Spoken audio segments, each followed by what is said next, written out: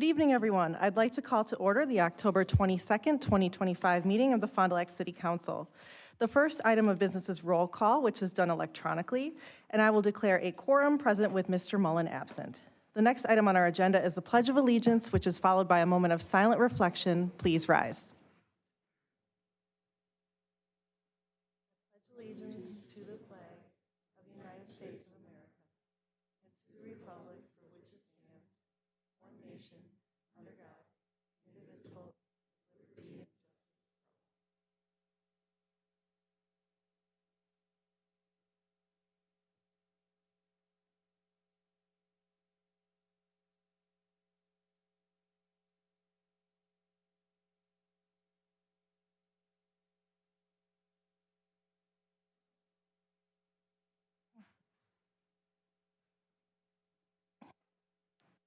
Next on our agenda is public hearings, and we will start with the 2026 budget hearing.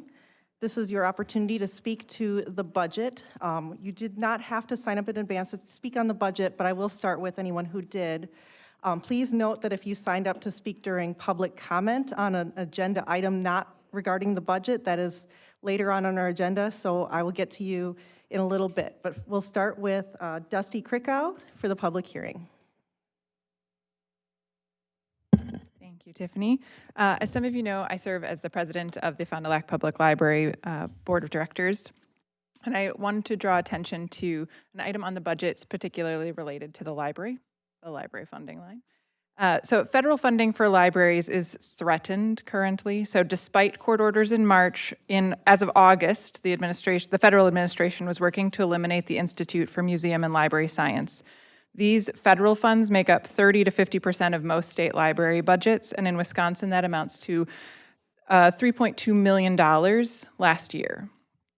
Our library has consistently operated conservatively, ultimately building a healthy reserve of $367,000 at the end of 2024. We know that staffing increases are coming next year, as they should come, along with the cost of living increases that we've all seen. And that means that in the current budget, our reserve will be nearly halved, which we understand has to happen sometimes. However, in the current situation, our current budget proposal doesn't include the budget coming from the city does not include any standard cost of living increases. And with our federal funding being as insecure as it currently is, and subsequently, therefore, our state funding being as insecure as it is, and knowing that the costs for the library's operation can only go up like everything does, I'm concerned that we are setting a precedent that includes when we create a budget with no library funding increases at all. As we look at such an uncertain funding environment in the coming year, I would urge you to please consider increasing the budget for the library, at least to match cost of living increases, even just a nominal increase. I think starting with a 0% increase, that's a dangerous precedent for future city councils who may not have the history to recognize that this is an exception to a normal increase that the library would be getting. So that's all I have to add. Thank you. Thank you. We did not have anybody else who signed up in advance to speak during the public hearing, but is there anyone who wishes to speak on the 2026 budget? I'll ask another time. Is there anyone who wishes to speak on the 2026 budget? And for a third time, is there anyone who wishes to speak on the 2026 budget? Seeing none, I will just ask Council, do you have any questions at this time on the 2026 budget? I am not seeing any, so we will close. Oh, sorry, Mr. Moore, would you like to? I thought since we had the time and Dusty was here, and I know you're on the board too, Ms. Brault, to address her, because she described it accurately up and down the line. So what I hope to do is confer with the new library director once that person is here, if they're not here already, and give them an opportunity to see their budget, to study their budget, to talk with the library board, and then revisit this the first quarter or so next year, sort of after the dust settles on the transition for the new director, and then go from there. I think we're in good shape right now. I don't think we have anything pressing, but I did want to address that and confirm that what she said is all accurate. Okay, thank you. All right, seeing no other questions from council, I will declare the public hearing on the 2026 budget closed. So next we have the 2026 transit budget. So is there anyone who wishes to speak on the 2026 transit budget? For a second time, is there anyone who wishes to speak on the 2026 transit budget? And for a third time, is there anyone who wishes to speak on the 2026 transit budget? Seeing no one, I will just check with council. Is there anyone who has questions on the 2026 transit budget? Mr. Moore? Oh, could you? Thank you, Ms. Brault.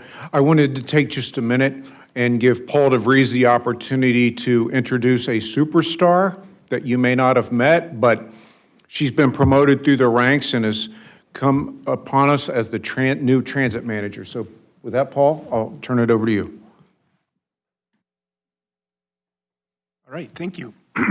Yeah, I just want to take a minute or two, as long as we're on the transit, to introduce our new transit manager, Nicole Dreher, sitting right over there. If you recognize the name or her, she did come to us from comptrollers, and I don't think I've ever made Tricia mad before, but I think I did in stealing her away.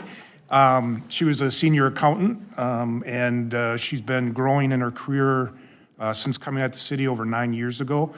And we see a lot of talent there, and she's really eager to get going. And the new role as transit manager is going to be a nice growth step for her.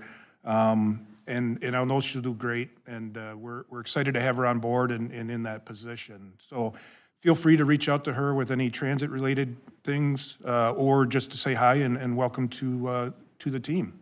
So thank you. Would you like to say a few words at all? I mean, you don't have to, but since you're here. I wasn't really prepared to, but I'm really excited for the new opportunity with transit. It's been just the beginning of week 4 for me out here, so I still am getting all settled in, but I'm really excited to get going. Awesome. Well, thank you so much for joining us today, and welcome. I told you I'm new. Oh. Sorry. Next time.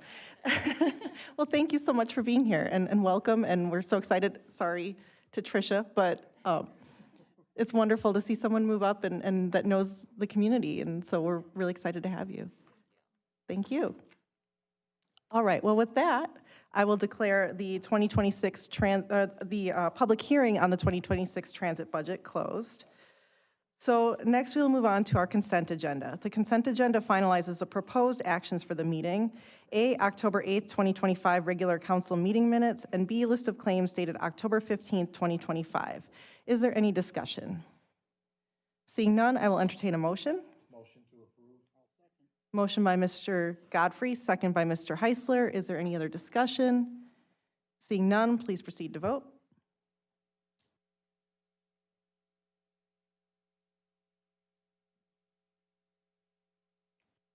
And that passes unanimously. Next on our agenda is audience comments, agenda and non-agenda items. The presiding officer will limit speaking time for non-agenda items to 1 minute and items noticed on the agenda to 5 minutes. Ms. Mann, do we have anyone wishing to speak? We do. We do have several. So if you could please step up to the podium when I call your name. We will start with Zach Rogers, who wishes to speak on agenda item 5C, ordinance number 3819.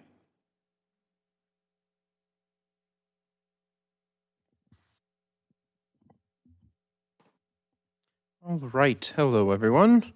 Thanks for giving me this opportunity to speak in front of you. I'm here just to speak about 5C, which is the rezoning of the 2 house lots to industrial so that Milk Specialty Products can change them into a parking lot. Yeah, that's just what I want to address.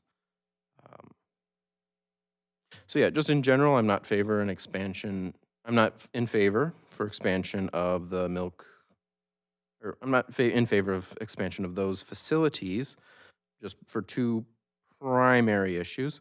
There's a couple, I have there's some current problems with the facility and the nature of the facility's future expansion. Just let me list off the first 5 main current problems. Main issue with the facility is that there are every so often, and there has to be an evacuation for like a chemical leak or something. I haven't gotten back from my records request, but that's for later. With the facility growing, that would be all the more pertinent. Second issue is that the machinery is, generally constantly on and loud even at night. Measured about 55 decibels from 2 streets away, with some variance higher and lower over one of the nights. Makes it difficult to leave windows open on nice nights while getting any sleep. Third is there's an odor, a sort of sour ammonia smell that shows up every so often. It's disruptive, blocks outdoor activities. Fourth is there's like an ash or something. Sometimes turns the dew white. Isn't a large problem itself, but it does speak more so to a concern of what's being put in the air. And then fifth is that there's constant semis going into the facility and going down Hickory into the facility, sometimes getting blocked up, backing up traffic. Most of them are minor concerns. My major concern is just with the evacuations. And with these current issues caused by the facilities just on the north side of Tompkins, personally, as someone who lives on 9th, 2 streets over, I don't want to see further industrial expansion causing an increase in those already existing issues. If they're this sizable of effects 2 streets away, I don't want to suffer them right next door. I know it has gotten, the rezoning and the comprehensive plan for the future has gotten reduced somewhat from what the plan committee was. I just want to bring up my issues here. Current rezoning proposal is not acting to resolve any of those previous issues I covered, but rather a 6th issue, which is insufficient employee parking. And while that employee parking issue may be resolved with an expanding parking lot over the 2 housing zones, it's not going to address any of the existent noise, odor, ash, or traffic situations. Although the evacuations are, again, the primary point to take umbrage with, primarily because with the business bounded on the north by the river, east by the railroad, and west by Hickory Street, it would thus expand southwards into the residential areas on Grove and 9th. Main primary concern with that is, while the rezoning to manufacturing would allow a parking lot, it would also allow any other facilities to be built there. It's not limited to a parking lot if it's manufacturing zoning, to the best of my knowledge. And mainly, I just don't want additional area closer or deeper into residential areas that could support a facility that could have cause an evacuation of any form. Just don't want something dangerous nearer to me than they already are. Yes, thank you for the time. Thank you. Next, we have Marie Romo, who also wishes to speak on item 5C. My grandson lives on that street with my daughter and her husband. And when I go down there, all I see is semis on both sides of the road. And it is very dangerous. I worry about my grandson, even though he's responsible. But I still worry that these truck drivers might not see him. And another thing is, I'm worried about every time there's a fire over there, the ambulance and fire trucks are called. And this is early in the morning. One day I thought my daughter's house and my grandson were on, the house was on fire. Here it was the plant across the street once again. And the fire department parked into my daughter's driveway, and I thought it was my daughter's house, and here it was across the street again. And I'm really concerned about that. I'm concerned about the chemical smell for my grandson. And for the houses that are close by this company, I read online that they're going to have a wastewater treatment in the next 5 years. That's their plan. So my question is, are they going to wait to build this wastewater plant first and then have these people move out? Or are they going to buy these houses on Tompkins before all this stuff happens? So I'm very concerned about the truckers on both sides. The traffic is terrible. And I was just wondering if there's something else that can be done. Could they buy the houses sooner? Because the way it sounds, in the next 5 years, they want to make a wastewater treatment, and the odor is going to be worse than it is now. So thank you very much. Thank you. Next, we have Marie Kelly, who also wishes to speak on item 5C.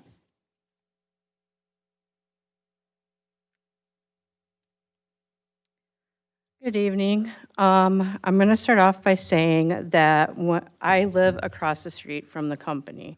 I bought the house in 2009 thinking that it was going to be my forever home, one that I would raise my kids in, grow old in. I have lived there the past 16 years. When I moved into the house, there was nothing across the street but an empty building.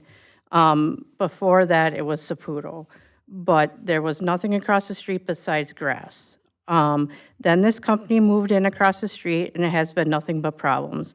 The smell prevents us from opening our windows, taking the kids outside and dogs to play, which the kids suffer because we have a trampoline, swing set, bikes, everything, and we're stuck in the house because no one wants to smell that.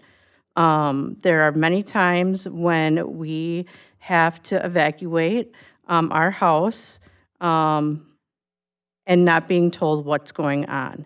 So we pack up our dogs, pack up the kids, take them to wherever we have to go, not being told what's going on. The only way we figure out what's going on is by Facebook updates, reading about what people are saying around the area. We also have the employees parked right in front of our house, which is covering up some of our driveway sometimes. So it makes us very hard to try to get out of our driveway because of the fact that they are parked in some of our spots.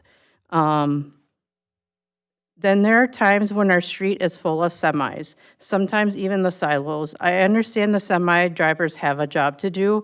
I mean, I have family members who drive semis for the company that picks up from there. The semis block my driveway. We have to fight with the drivers sometimes who are not very nice. There was one time when the semi driver was parked in front of our driveway. We beeped our horn, and the semi driver got out of the vehicle and told us to move along, and we were trying to tell him that that was our driveway we were trying to get into. At that point, he moved in just a little bit, or moved up just a little bit so we can get our vehicle through the driveway, but not enough for us to safely just pull in. Also, there are days that the company will bring down huge silos down the street. And of course, I understand they all have jobs to do. We all have jobs to do. But our driveway was blocked off. My son was almost late for school because of this. And I called the company numerous times to complain that just let us know what's going on so that way we can plan accordingly, get my son to school, park down the street, whatever. They have never taken us seriously on that. Also, let's see. The other day, we actually got a letter in the mailbox, because I did bring this up at the last meeting last week, that they're going to be coming on the 27th, on Monday. They're going to be bringing a crane down. So, I mean, this is something that I wanted in the beginning, so that way we can plan accordingly, but they have been here for how long, and now they are doing something about it. And let's see, I'm just a very frustrated neighbor to Actus or Milk Specialty, whatever we want to call it, because they could have built this company outside of Fond du Lac, not in the middle of a town. Because now, where people are trying to live, relax, raise a family, some might sit there and think this is a joke, smirk, roll their eyes, but these are people's lives. These are where people are trying to raise their family. So put yourself in my shoes. I'm pretty sure you'd be frustrated too. Thank you for your time. Thank you. Next, we have Kenneth Kane, who also wishes to speak on item 5C.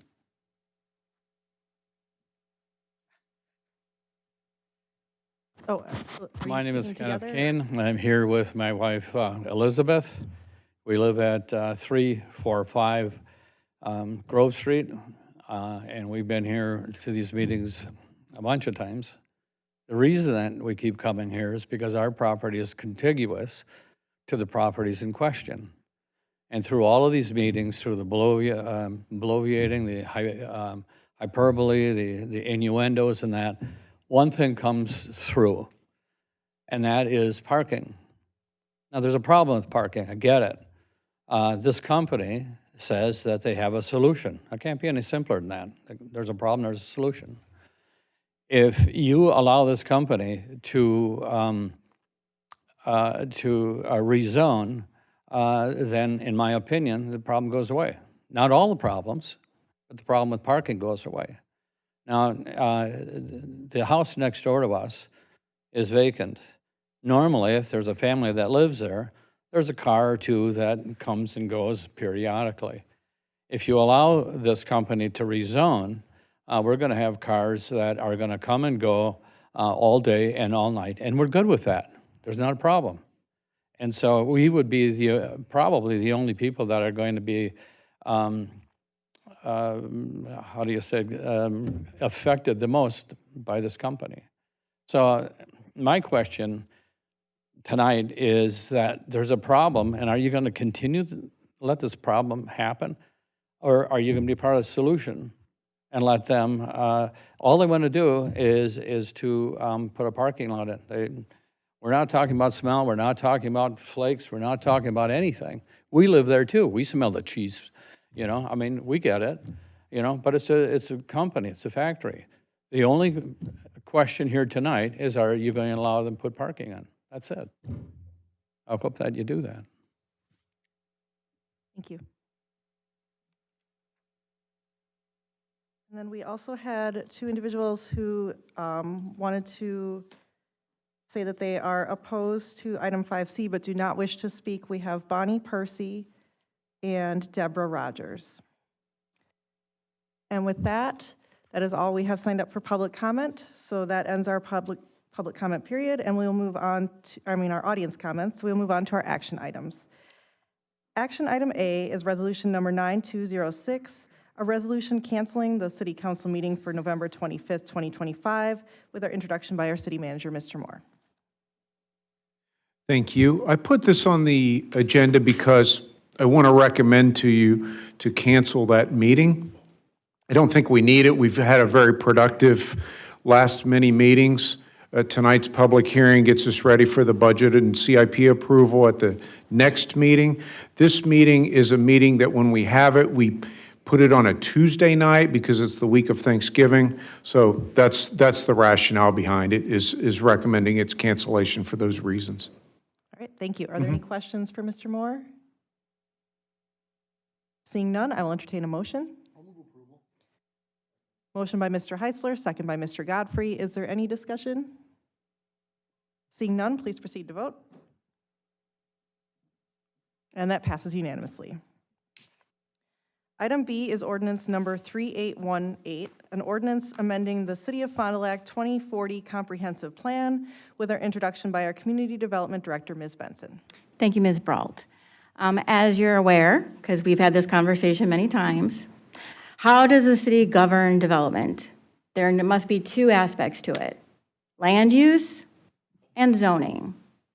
The two must match. So here we're talking about land use, which is the underlying basis for how we determine what zoning will be in place. So in our 2040 comprehensive plan, which was adopted in 2021, we identified this area's land use as residential. When the applicant, Atkins Nutrition, requested a rezoning of the two parcels at 341 and 335, they had to request an amendment to the comprehensive plan because the underlying land use for residential does not support the ultimate zoning of manufacturing. So when the Plan Commission considered the comprehensive plan amendment at their meeting, the public hearing listed a significant number of properties, basically the entire neighborhood from Hickory to the railroad. And that was because the Board of Appeals determined that if we're going to have a conversation about amending the comprehensive plan, let's have a conversation about what the long-term vision potentially could be for Atkiss Nutrition. And at that time, they had envisioned potential growth to encompass that entire neighborhood. At the Plan Commission meeting, the Plan Commission had a healthy discussion about land use and about the plans that Atkiss Nutrition may or may not have, but also heard the significant concerns expressed by the residents in attendance. And so at that point, they do not recommend the comprehensive plan as presented in that public hearing notice, which included, a significant number of properties. But they did recommend a comprehensive plan amendment for the land use for the two parcels at 341 and 335, because again, they did hear the concerns of the neighbors, and they did feel that the expansion of the parking would help alleviate some of the concerns. Not all of the concerns, but that is why. And so the message was sent to the applicant that while they can always come back and request another comprehensive plan amendment, that this Plan Commission did not support any expansion of an industrial land use into a residential neighborhood. That basically this additional land use change was their last opportunity to change the land use as identified in the 2040 comprehensive plan. So thus, the Plan Commission recommends a comprehensive plan amendment number 6 to include a conversion of land use from residential to industrial only for those two parcels, 335 and 341 Grove Street. Thank you. Are there any questions for Ms. Benson? Seeing none, I will entertain a motion. Motion by Mr. Godfrey. Second by Mr. Schisler. Is there any discussion? Mr. Heisler. I apologize, and I should have asked this when you said, are there any questions for Ms. Benson? Because now I have one. I'm just curious, with the way the ordinance is written here, the ordinance as written here is specific to the two parcels you previously discussed, That is correct, yes. Okay. So the ordinance as here is not the larger discussion that the Plan Commission had. It's been drilled down since then. It is, yes. Okay. Thank you so much for the clarification. Thank you. I appreciate that clarification as well. Is there any other discussion? Seeing none, please proceed to vote.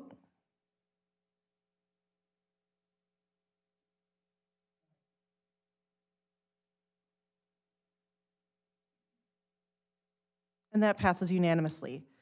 Next, we'll move on to item C, ordinance number 3819, an ordinance rezoning 335 Grove Street, FDL 15, 17, 15, 23, 55, 600, and 341 Grove Street, FDL 15, 17, 15, 23, 55700, from R1 Single Family Residential District to M1 Manufacturing District. Again, our introduction is by our Community Development Director, Ms. Benson. Thank you, Ms. Brault. So we just changed the land use of two parcels within the city from residential to industrial. And now, as we previously discussed, so land use and zoning, they have to align. And so now we need to change the zoning to the manufacturing to reflect the land use that was just approved. And so the rezoning would convert the zoning just for those two parcels, 341 and 335, to M1 manufacturing. And so it would allow for the expansion of that parking area to the east.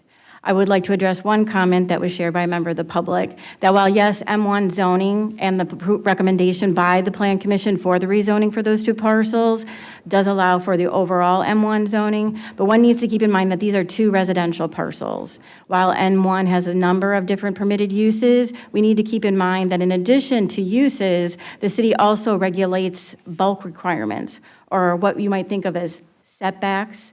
So any other development needs to be set back so far in an M1 district from certain property lines. So basically, while the M1 zoning does allow for a broader development per se, in actuality, the size of the parcel itself is going to limit the ability to comply with the zoning code for any additional development other than a parking lot. Thank you. Are there any questions for Ms. Benson on this ordinance? Mr. Schussler. I saw in their application, they mentioned the potential sewage treatment plant in their company's application. Okay. So does our approving a rezoning tonight open the door in any way, shape, or form? Not for that particular location, no. If they wanted to do it at their main plant facility, that would be a typical process, but it would not be something that would be allowed at the 335 and 341. Thank you. Thank you. Mr. Zimmerman. Thank you, Ms. Brault. Ms. Benson, please bear with me. There's going to be a question somewhere in this. I just don't know how I'm getting there yet. So I grew up over on Grove Street, so I know exactly what a lot of these people are talking about. And I see both sides of this. I think the parking lot's a good idea because it's going to relieve some parking on the street. Okay? But there is an issue on that side of Grove because it's very narrow. And when you get semis down there and you got people parking on both sides of that road, it's very difficult. So on top of what we're doing, I mean, go ahead. I can see you're spinning already. So I would like to cover, the intended parking is parking for employees, not for semis. Right, but they're still going to be all traveling down Grove Street to get to the parking. Certainly. And that's a separate conversation that we'll be having with Milk Specialties regarding how they manage their semi-truck traffic. Okay. We've had that conversation with engineering, so we'll be following up with them. So that will get addressed then. We'll be having some conversations. Okay, then I'm okay with this. All right, thank you. All right. Are there any other questions from council? Otherwise, I will entertain a motion. Motion by Mr. Godfrey, second by Mr. Heisler. Is there any other discussion? Seeing none, please proceed to vote. And that passes unanimously.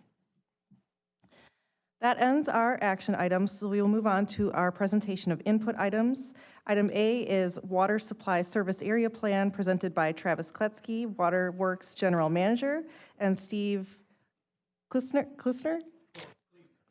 sorry about that. I meant to ask you before the meeting, who is from Strand Associates. Oh. All right, welcome. Oh. Sorry, I think it's. Just getting the right mics. Good evening. I just wanted to, a short little introduction. This is Steve Kleesner with Strand Associates. He is responsible for putting together the Water Service Supply Area Plan, otherwise known as WSSOP, if you want that. One item of note on my memo that I included in the agenda item, I mentioned the full report can be seen on our webpage. We haven't gotten to that. For some reason, we're having some technical difficulties getting it on there, but we will work to get it on there for people to view. So with that, Steve Kleesner has been working with the city since I've been here, 2015. I think they started in 2011? 2007. Oh, sorry, 2007. Steve has been predominantly the engineer that we work with a lot of projects. So with that, Steve can take it away with the plan result. Perfect. Thank you, Travis, and thank you for allowing me to be here tonight to talk about the Water Supply Service Area Plan for the Fond du Lac Waterworks. Going to the next slide, yep. So the NRA 54 Water Supply Service Area Plan, so the purpose of that plan, the purpose of NR 854 is to establish procedures and requirements for public water supply systems to follow to help ensure systems can provide adequate, capacity and supply of water to their customers. NR 854 applies to public water systems serving a population of 10,000 or more and that operate their own wells or surface water intakes, which the city of Fond du Lac does have their own wells and over 10,000 population. The water supply service area plans only need to be submitted to the Wisconsin Department of Natural Resources when an additional withdrawal from the Great Lakes Basin requires a new or an increased water use permit. So while this plan needs to be completed, it doesn't need to be submitted, and in fact, the current withdrawal permit that the city of Fond du Lac has is over 14 million gallons per day. And as you can see, as you will see, as we get through the presentation, right now, water demands aren't anywhere close to that. So I don't see this needing to be submitted anytime soon, but it does need to be completed, and it does need to be completed by the end of this year. So key elements to include in the water supply service area plan include information about the existing water sources, population projections, and future water demands, inventory of sources and quantities of the current water supply in the area, identification of water supply options, and then a delineation of the area to which public water system may provide water in the future. And then if there are recommendations that come out of this plan, what is the assessment of the environmental impacts for carrying out those recommendations? This plan also should align with existing comprehensive plans or other wastewater facility plans as well. And then finally, this plan needs to provide an opportunity for the public to provide comment, and that's kind of what we're presenting here today. So just to give you a little information on the water system, here's a water system schematic that displays flow of water through the system. So there are 3 zones, Zone 1, 2, and 3. Zone 1 is the main zone where all of the well supply is located. Water is then pumped from the main zone into Zone 2, which is at a higher hydraulic gradient. And then water then is also pumped from Zone 1 or Zone 2 into Zone 3, or Zone 1 into Zone 3, which is even a higher hydraulic gradient. And so you can see there's a lot of facilities here, a lot of source of supplies that are involved in this water system. We can bring on challenges to operations, but you're in good position with your water system supply and storage capacities. So right here's a few tables showing this existing supply and storage for the community. Your well capacity has a total capacity of over 9,000 gallons per minute with a firm capacity of over 7,000 gallons per minute. Your storage capacity is total almost 10 million gallons, which is it's approximately 2 average days worth of storage in your system. And one thing to note, right now your wells are located in 2 separate well fields, the north well field and the south well field. And the north well field aquifer capacity has been evaluated in previous studies, and it shows that it has a capacity of about 4 to 5 million gallons per day. The south well field aquifer has a capacity of about 2 to 3 million gallons per day, which if you total this up, 8 million gallons per day on the high side, which is only about 5,600 gallons per minute. So as you can see, you have more well capacity than you have aquifer capacity. And that is, the reason for that is so that you can supply water on the maximum days, that only happen during certain periods of the year. But average day demands need to be within your aquifer capacity, and we'll get to that here on our next future slides. So existing and future service areas are required to be identified as part of the water supply service area plan. Future service areas and development through the year 2035 have been identified in previous reports. As shown here, there are some residential, commercial, and industrial future developments shown, and they're all within a future planning service area. Now, this service area is not meant to be set in stone. It's not meant that you have to follow it. It's just the water supply service area plan has to show that you are thinking about where your water service will eventually be serving. Looking a little bit at your sales for water, per capita sales by category are shown on this figure.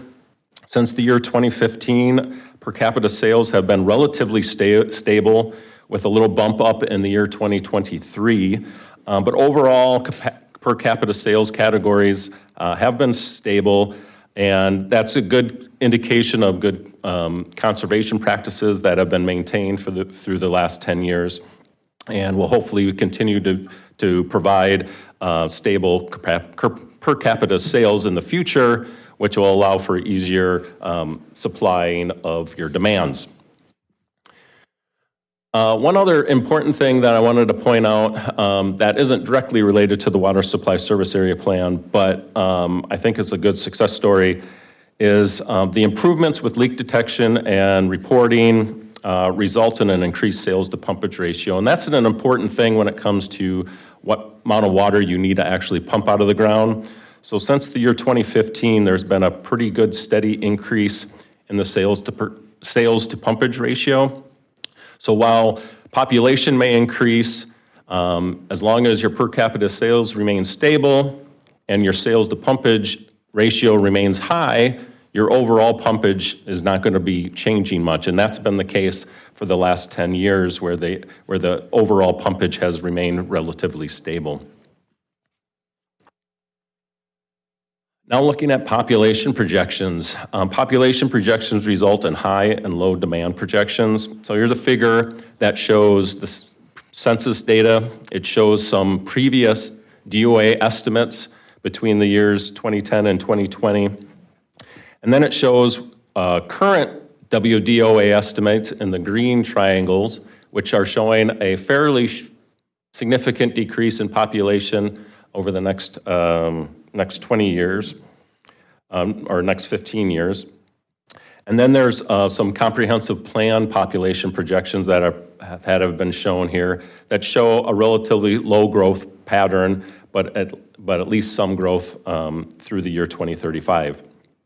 And what this does is it allows us to look at both high and low water demand projections. And in this case of this study, we're looking at more of the higher growth as it aligns better with the comprehensive plan, and it also will allow you to understand what your source supply looks like under a high growth projection. So current and future growth demand projections provide conservative planning. So the table shows average day, maximum day, and peak hour demands for the design years of 2025, 2030, and 2035.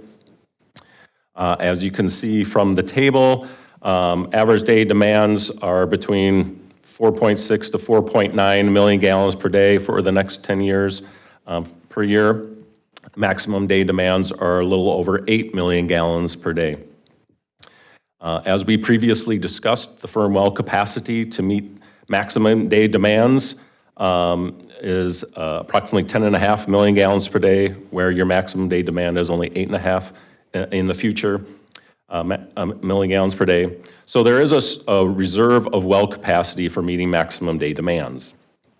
The average day demands are about 4.8, and we talked previously that your aquifer capacity is somewhere between 6 and 8 MGDs. So your aquifer capacity is greater than your average day demand, which means you have adequate aquifer supply over the planning period.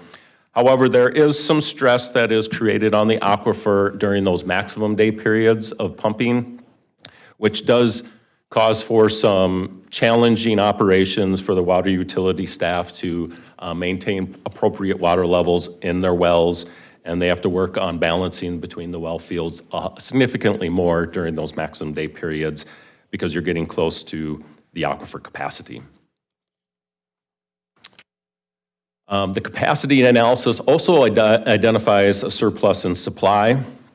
The figure on the left shows the water use throughout a typical day in the city of Fond du Lac.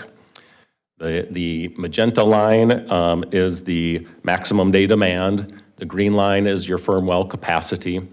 And then everything that is above the firm capacity well line for demands needs to come out of storage to meet the domestic demand.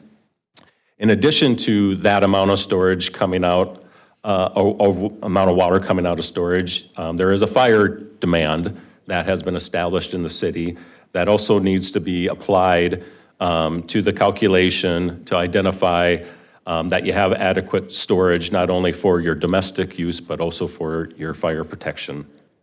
And so plugging this information into our calculation actually comes out to show that there is approximately 3.5 million gallons of storage reserve in the city of Fond du Lac through the planning period of 2035. So water source alternatives. The Water Supply Service Area Plan just wants you to look at the different options that are available to the city of Fond du Lac for water source. So there are three main options that are available to the city, which include deep wells, shallow wells, and then surface water. So right now, all of your source is coming from deep wells. In the existing north well field, we talked about the aquifer capacity being 4 to 5 MGD, the south well field 2 to 3 MGD. And then there have been previous studies that have looked at a future east side well field, and it's been projected in those studies that there's a potential capacity of 3 to 6 million gallons per day from that aquifer if needed in the future. Shallow wells have generally not been a good option for the city of Fond du Lac. The shallow aquifer does not provide enough capacity to meet your water demand needs, and so the deeper wells would provide better capacity. Please keep in mind, right now you have 17 deep wells, and so if you had shallow wells, you'd have significantly more wells that would have to be maintained and operated, which can bring on some added costs. The third option I talked about was surface water, more specifically Lake Winnebago. Lake Winnebago could certainly be a reliable source of supply. It would require a higher level of treatment. It can be challenging and expensive to implement and operate, but this has been studied in the past, and it certainly is a viable option. But overall, based off of your current aquifer capacity, your current demands, existing deep groundwater sources are currently your best alternative at this time. However, as water demands approach existing wellfield aquifer capacity, these additional source alternatives will need to be looked at, but that is beyond the planning period of 2035. So in summary, there is a well supply surplus of approximately 1,400 gallons per minute in the year 2035. There's a water storage surplus of approximately 3.6 million gallons in the year 2035. Continued well maintenance has resulted in an extended service life for your existing well supply. Some of you may not know, but you have a few wells that are approaching the century mark, which is a very strong age for a well, and it can be commended to the water utility for their proactive maintenance. The existing well field's aquifer capacities are 6 to 8 million gallons per day. And as we previously just mentioned, no significant changes to source water anticipated through the year 2035. And consideration of water supply options will be needed when yearly supply pumpage approaches existing well field aquifer capacity. And the main two options would be the future east well field and Lake Winnebago. And then the final note I wanted to make here, so this water supply service area plan does have some specific requirements to it that mostly look at supply. And so it doesn't look at a lot of the other water system components, the facilities, the distribution system. And so this doesn't really take place of a detailed water system plan. And a more detailed water system plan will be prepared in the future so that better understanding of operational and maintenance needs and capital improvement projects can occur. But this will be utilized and need to be updated at the end of the planning period to meet the NR 854 requirements. And that is the summary of this presentation, and we're happy to take any questions that you may have at this time. Wonderful. Well, thank you for the very informative presentation. Are there any questions or comments from council? We will start with Mr. Schisler. Thank you. Is there a way that you could, for someone who has no background in this, describe the strength of the aquifers or the history? Or, like, it looks like everything's cool now, but I mean, is it like oil fields are good one year and then they're gone the next? So I was just wondering how stable that those underground rivers are. Well, that is a great question. And similarly to the oil fields, anything below ground is still somewhat of a mystery. So there have been several studies completed that looked at both the existing aquifers that you have and a future east side aquifer. And there's a wide variety in the amount of capacity that's been identified. There have been some reports that have projected the capacity to be above 10 million gallons per day between the two aquifers. There's been ones that have been closer to 8 million gallons per day. And what Travis continues to work on and what we try to assist with is being able to understand how the water levels in their existing wells are reacting to the amount of pumpage that is occurring. And so understanding how the pumping water levels decrease or stabilize is a great indicator of understanding if you're at your aquifer capacity or not. So for example, the north well field is significantly older in age than the south well field. And so the north well field went through a lot of its significant decrease in water levels many, many years ago and has since become to a stabilized standpoint that has been fairly stable for many years. The south well field is much newer and it's still in its, I'll say, declining point with its pumping water levels. And so does that mean that it's being slightly overstressed and overpumped a little bit and that the capacity is a little bit lower on the lower end of the range? That's a possibility. And Travis is going to continue to work to gather that information so that we can fine tune what those numbers look like. But overall, the aquifer capacity for the planning period and even beyond this planning period looks relatively stable enough for adequate source of supply into the future. What type of threats are out there that change what you normally would expect to have happen? Drought would be the number one. Even in just a single drought year, it can bring on some significant challenges to the water utility on balancing the well fields out and maintaining pumping water levels that work with their pump setting depths, for example.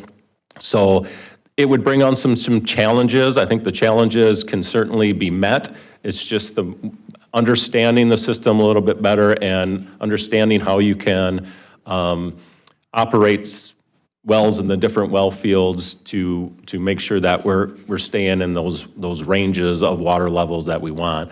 But drought would be your number one concern. Thank you. Thank you. Ms. Leering. I just have a question about the supply and the demand. I don't know the history of our system, so have we always had the supply to meet the demand, or have there been times when it hasn't, like it's gotten close? So the city of Fond du Lac, in the history has had some much higher demands for water than they do currently. That's just from some industrial changes, the way industries use water, those types of things. So the city of Fond du Lac has always had a high level of supply wells compared to demand. Several years ago, a proactive approach was put in to put in some new wells, and the new wells were not meant to increase capacity. The new wells were meant to maintain the well field. And what I mean by that is, as I mentioned, you've got several wells in the north well field that are reaching near 100 years old. And at some point in time, these wells are not going to be able to produce anymore and will need to be abandoned. And so these new wells were put in place proactively in preparation for that. And so they weren't added for added capacity, they were added for a replacement. The city of Fond du Lac has always been in a good position as far as having enough capacity to serve their demand. So if we would get low on supply, we could always use, is like Winnebago, is that the, is that our backup? Well, that is yet to be fully determined. It is an option. Based off the fact that the city of Fond du Lac is now a distributed well supply, changing to a single point lake water connection would require some significant changes to the distribution system with some significant cost. Adding an east side well field, for an example, would allow that just to be tied into the existing distribution system and feed from that side of things while maintaining your existing infrastructure. And so it would be easier to implement an east side well field from a cost standpoint and an operational standpoint, but surface water could always be an option. Thank you. Thank you. I guess I'm just wondering, do you anticipate that there would be actions that we would need to take in the near future, or would it be more if we see that highest projected growth going into the next 10 years? Yeah, so everything that we presented here was looking at demands with that highest projected growth. So you're good for the next 10 years and beyond. Mm-hmm. Now, if the population projections or the growth projections match more of the more recent DOA estimates, and it's actually less than that, you can go out even further than that. So I wouldn't see any action being needed from a supply or storage standpoint for between 10 and 20 years, unless something more drastically occurs from a growth standpoint or large water user standpoint. Okay. All right, well, I'm not seeing any other questions. So it was a great discussion, though. Thank you so much for joining us and for sharing your presentation today. Thank you for having me. Thank you. All right, next we'll move on to item B, which is recruitment process for Community Development Director position, presented by our City Attorney, Ms. Hoffman, and who's also the Director of Human Resources. Correct. Thank you, President Brault. And thank you, Arlene, for bringing the memo up.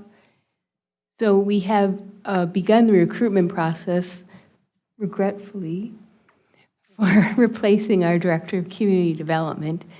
And we have contracted with a outside firm, Innovative Public Advisors, which is a firm that the two partners are people that have been public, like directors of and public employees in the state of Wisconsin for quite a bit of time. And we have great hope and confidence in their abilities to help us find some good new candidates.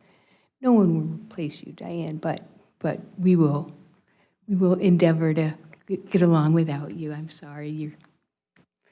Anyway, the plan, the profile has already been created and it's being sent out. We've got a list of all the different associations it's going to be put out on. It's on the city website. And we will begin collecting applications. They will do review. They'll share them with us. We'll do interviews, and hopefully one of them will work out. I'm happy to answer any questions. All right, thank you. Are there questions for Ms. Hoffman? Ms. Leering? So I'm glad that we are looking at an outside firm to help with this. I'm just wondering, who are can you name the city leadership and key staff that would be involved in selecting this person or doing interviews? Currently, we're planning that all the directors will be involved in the interview process. All of them? Okay. And then, so just like with any position, like the primary positions in the city, including even city manager or any of these major positions in the city, I'm just wondering if, I wish we could set money aside in the budget ahead of time just to plan for things like this when they occur. I think it would be good to have money set aside in the budget for things like this. We don't know when people are ever going to leave their positions, or something happens that they can't perform at their positions. But I also feel like, I think we should have it in the budget, something like this. I do think that Diane's position is really important, and I feel like we need 3 people to do that job. And so is there any possibility, while we are looking for a new director of community development, that we could also fill the other position and then add a position? I mean, I really think it's important that we have more people in that. Ms. Lauren, good questions. You know, part of it is the mission, and I think right now we're organized to perform that mission very well. The other thing is affordability, and I think the budget reflects the affordability. And so, you know, Ms. Benson's, in her judgment and in mine, we have enough, we've requested enough authorization from all of you to perform our missions at both community development planning, the senior center, parking enforcement, and building inspections. All of that is part of community development. And I feel confident that we're in a good spot. The, you know, part of that is with the quality of the leadership, and we've had the benefit of Ms. Benson's leadership, so that's what we're trying to replicate here with this effort to recruit. I don't worry about the money because we have contingency money in human resources. This effort will cost about $9,000. That's pretty typical. You get a lot for your money in that regard because you think about the contribution that someone like Ms. Benson makes over the course of 10 to 15 years. $9,000 is a drop in the bucket. And, you know, and an organization's got about $160 million budget. We've got that covered. So we're in good shape. I think this is good. I think community development is organized well, and I feel good about how to move forward from here. Can I also ask how much money we keep as contingency for something like this? Tricia, do you have an idea? I mean, it's for an organization like ours, $9,000 is we have not really a specific amount of money that says for community development, but with HR we have an account that can cover legal, unanticipated, or perhaps more better described, generally defined legal requirements or personnel requirements. For example, you know, we recruit probably 30 to 50 positions a year, and you know all those come with a cost, and so this is part of that. Just a greater investment that we're using an outside firm here. Thank you. Thank you. Mr. Zimmerman. Thank you, Ms. Brault. Ms. Benson, congratulations. Their gain is our loss. I'll never look at layer cake the same way ever again, just so we all understand that. Ms. Hoffman, at what point do we get involved as a city council? Will there be a council representative on the panel that are interviewing, is my question. I'm not saying it's me. I don't want to do it. No, I can answer that, Mr. Zimmerman. Typically, we do this the way we would do all of our jobs. The hiring official for a department head is me. The way Ms. Hoffman referred to this as involving all the department heads, which it will, they'll all be involved in the interviews. And then we'll go from there. So we wouldn't typically involve city council members in that process. I think the most recent process was for, if I recall, it was for IT. That's the same process we followed there. We ended up with a promotion out of that. So that's typically how we would do it. Thank you. Well, and if I could just add to that, though, because I think maybe some of the confusion or just interest in this process is that I think certain positions do require a different process. For example, like police chief, that required the police and fire commission, same as fire chief, whereas a department head is not necessarily the same process. That's right. Right. Those you refer to are statutory. That's how it's done in every municipality. All right, Mr. Schisler, did you have a question? Thank you. Yeah, I see on our website that there's also advertised for a principal planner and a chief building inspector. So with those positions in the same department being open, does that complicate the recruiting for a development director? No, I think it actually is of benefit to a new person because they, in this case, our building inspectors decided to stay on, so that advertisement's no longer applicable.